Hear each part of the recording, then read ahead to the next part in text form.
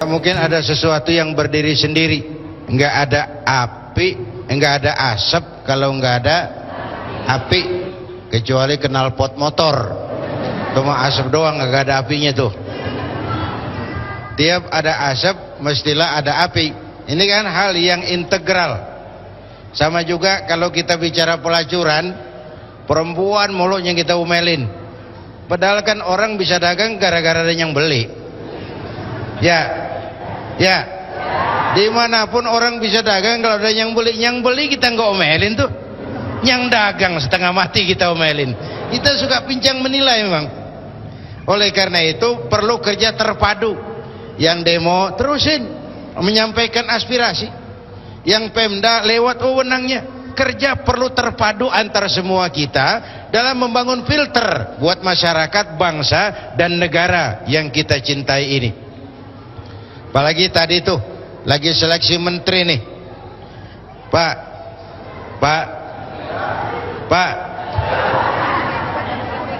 ini bernegara nih, kita nih rakyat, supaya apa milih menteri? Supaya dia mengabdi, berbakti, bekerja buat kepentingan rakyat. Kenapa? Karena begitu dia pilih, hidupnya udah diongkosin rakyat tuh menteri tuh. Rumahnya rumah dinas, siapa yang bangun? Rakyat, duit rakyat. Teleponnya negara yang bayar, listriknya negara yang bayar, pengawalnya negara yang bayar. Jadi pantas kalau berbuat untuk rakyat. Jangan sampai dulu sebelum tol Cawang Cikampek belum ada, kita kalau ke arah wetan kan lewat jalan lama tuh pintu kereta paling-paling tuh, kereta masih di Senen, pintu udah ditutup, orang dia jauhin sama asongan, antrian panjang sampai 4-5 kilo tuh, sopir truk, sopir bus kenek, kepanasan, keringetan nungguin kereta lewat.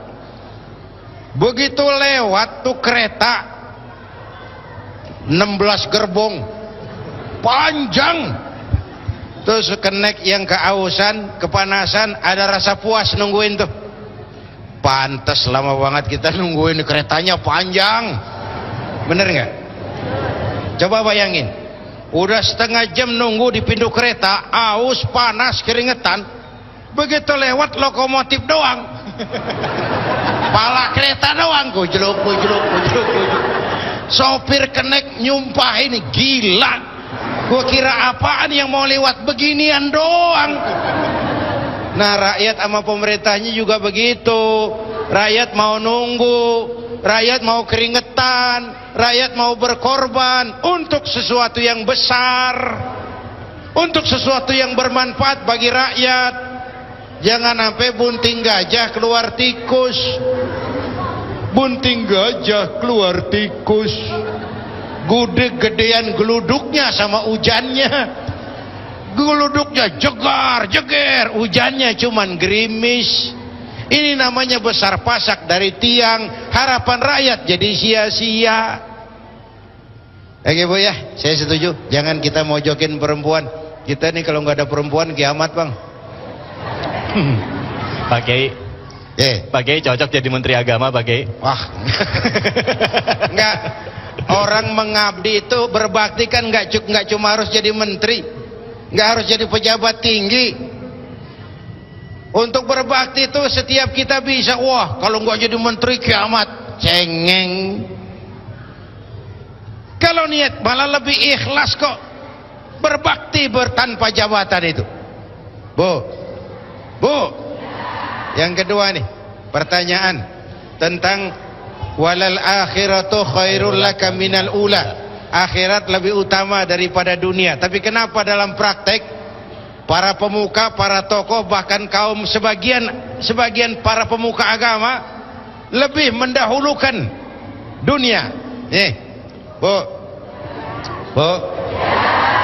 kita ambil contoh. Beberapa nabi kaya. Beberapa nabi, Nabi Sulaiman, nabi kaya. Salah enggak tuh? Salah enggak? Enggak dong. Nabi Ibrahim, nabi kaya. Kalau kiai ada yang kaya kan lumayan, bangun masjid nggak bau-bau proposal kemana-mana ngayap. Ya, asal jangan dijadikan tujuan. Sekali lagi saya bilang, jabatan itu alat, harta itu alat, kemampuan itu alat. Gunakan alat untuk mencapai tujuan. Kalau itu nggak salah. Tapi kalau ngumpulin harta jadi tujuan, itu yang salah. Kan ada orang kerjanya ngumpulin sama ngitung.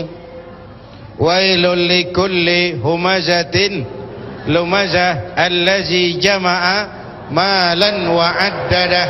Celaka para pengumpat yang kerjanya cuma ngumpulin sama ngitung. Ngitung, ngumpulin, ngitung, ngumpulin. Sedekah nggak pernah, berbuat baik nggak pernah, kerjanya cuma ngumpulin sama ngitung. Kolektor. Itu yang nggak benar. Jelas? Saya cuma sampaikan satu hadis Rasulullah memberikan peringatan keras. Begini, ini 3 penyakit, Pak. Iza azzamat ummatid dunya, wa fi riwayatin iza azzamat ummati dinaran wa dirhaman.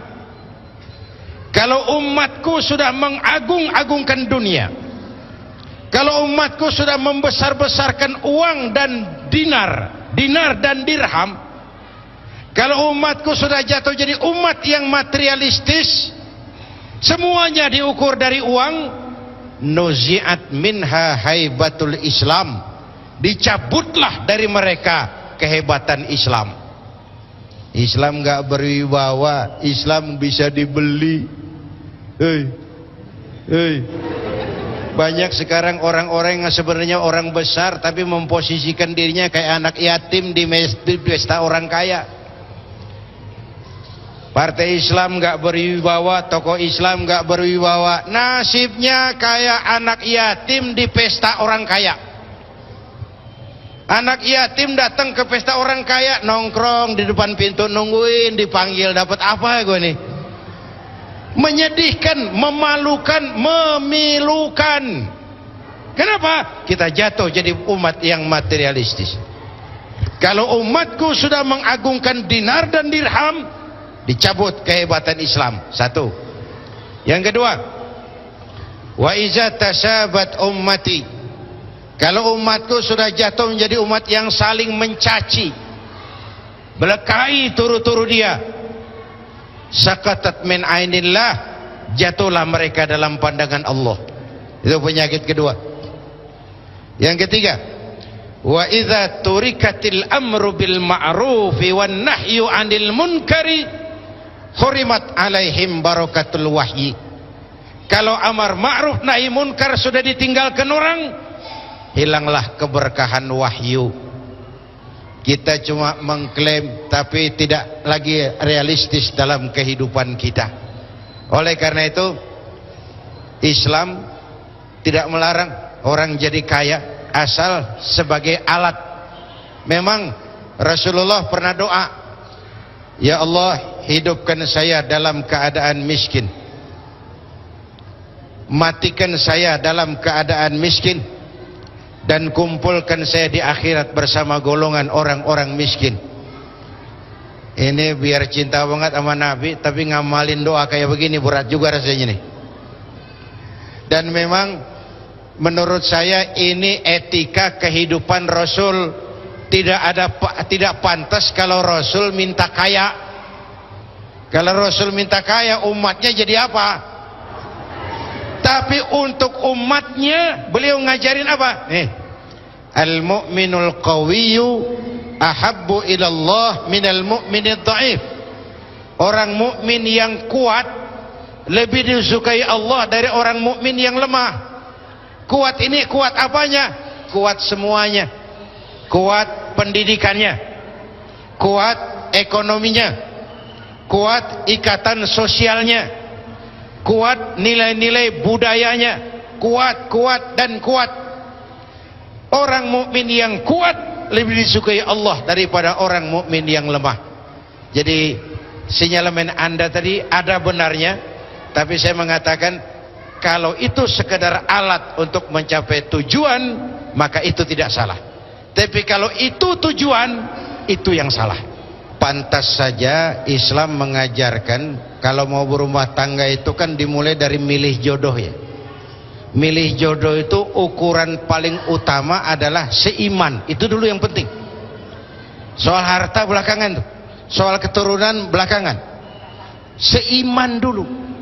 Karena kalau sudah berangkat dari seiman, kedepannya tuh enak. Yang bini senengin, laki senengin, Allah serkai. Tapi kalau berangkat dari perbedaan iman, udah berat kesananya. Mendayung menentang arus namanya. Satu itu. Yang kedua adalah hal mendidik anak. Begini, anak soleh itu dambaan kita semua. Anak soleh itu harapan kita semua. Sebagai manusia kita terikat oleh sunnatullah. Mulai dari milih jodoh, pergaulan di rumah tangga yang dimakan oleh ma bapaknya, ya itu sudah proses pembentukan ke arah anak soleh. Jangan lupa itu. Anak soleh bukan dimulai setelah anak ngejedok, bukan. Dari cikal bakalnya. Coba, kalau yang dimakan makanan haram, yang diminum minuman haram, tuh anak nanti bagaimana jadinya? Dimulai dari awalnya. Maka bahkan dalam Islam, suami mau bergaul sama istri kudu baca doa. Bener nggak? Coba pikirin, ngapain sih pakai baca doa dulu, kan ribet banget itu. Udah bini sendiri, waktunya terbatas. Itu sudah awal proses pembentukan anak soleh. Terjadi kehamilan, ada tafaul, dibacakan surah Yusuf segala macam, mengarah kepada pembentukan anak soleh. Ma fil aba fil abna, dimulai oleh orang tuanya. Lalu lahir anak ke dunia. Pertama disambut dengan suara azan. Benar itu? Benar. Apa kok begitu? Ini bayi, panca inderanya yang pertama bekerja itu pendengaran, Pak. Dia belum bisa ngerasain, dia belum ngelihat, tapi dia ngedenger. Panca indera pertama yang bekerja pendengaran. Maka bayi muslim begitu brol lahir ke alam dunia, suara pertama yang masuk telinganya, Allahu Akbar, Allahu Akbar. Rekaman pertama di atas kaset kosong. Belum sempat dia dengar Michael Jackson, belum sempat dia dengar yang macam-macam. Allahu Akbar, rekaman pertama, azan. Begitu lahir udah dipesan, nah nanti kamu boleh jadi pedagang, nah tapi pedagang beriman, Allahu Akbar. Kamu jadi artis, artis beriman. Kamu jadi pejabat, pejabat beriman, Allahu Akbar.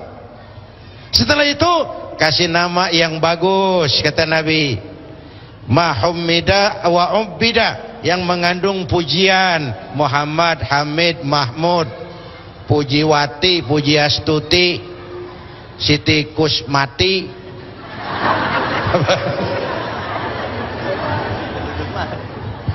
Al-Ubbida, yang mengandung kehambaan, Abdun ditambah salah satu Asmaul Husna, Abdul Hayy, Abdul Ghani, Abdul Rahim, nama yang bagus.